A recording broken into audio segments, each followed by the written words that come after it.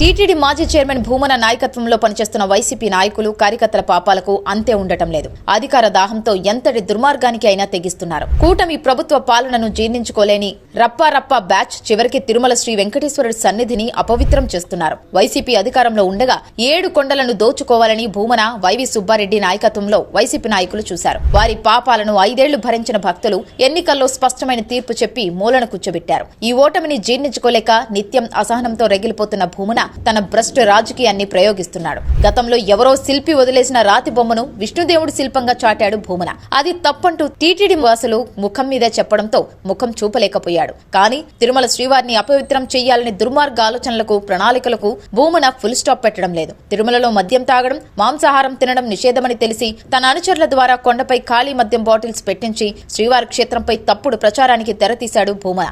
Social మీడియాలో తిరుమల శ్రీవారికి అపచారం అంటూ దొంగ నాటకం ఆడాడు. పోలీసులు పకడ్బందీ విచారణతో అసలు నిజం బయటపడింది. భూమన బండారం బట్టబయలైంది.